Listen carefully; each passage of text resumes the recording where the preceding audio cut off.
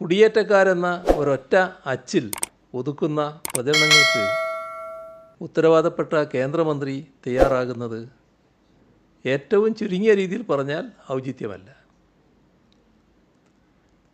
അനധികൃത ഖനനം നടന്നതിനാലാണ് മുണ്ടക്കൈയിൽ ഉരുൾപൊട്ടിയത് എന്നാണ് അദ്ദേഹത്തിൻ്റെ വിചിത്രമായ വാദം. പക്ഷേ നാം കാണേണ്ട ഒരു വസ്തുത, ഈ മുണ്ടക്കൈ ലാൻഡ് സ്ലൈഡ് ഏരിയയിൽ നിന്നും ഏറ്റവും അടുത്ത കോറിയിലേക്കുള്ള ദൂരം 10.2 കിലോമീറ്ററാണ്. ഇതാണ് സത്യമെന്നിരിക്കെ എന്തിനാണ് കേന്ദ്രമന്ത്രി തെറ്റായ കാര്യങ്ങൾ അവതരിപ്പിക്കുന്നത്?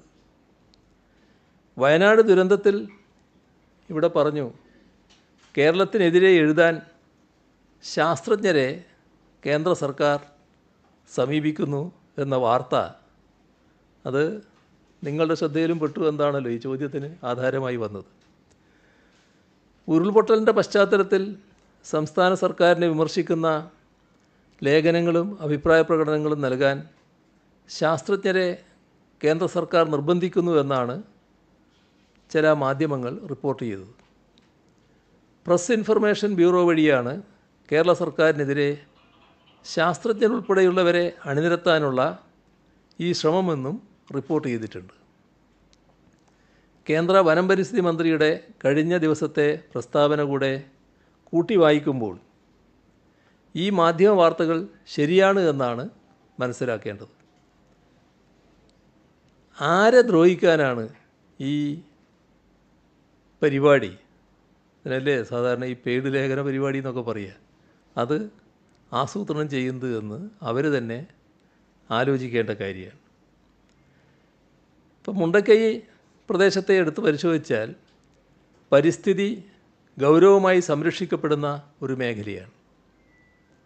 അവിടെ അനധികൃത ഖനനം നടക്കില്ല എന്ന് എല്ലാവർക്കും അറിയുന്ന കാര്യമാണ്.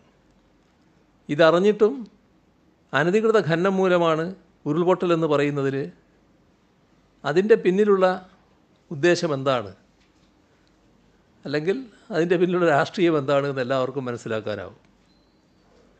ഓല മടക്കി വെച്ച് കൂര കെട്ടിയ തോട്ടം തൊഴിലാളികൾ അനധികൃത കയ്യേറ്റക്കാരാണ് എന്നാണ് കേന്ദ്രമന്ത്രി പറഞ്ഞു വരുന്നത്.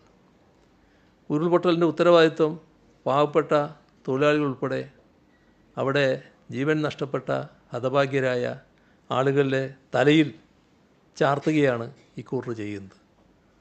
അത് ശരിയല്ല എന്നതാണ് വ്യക്തമാണ്.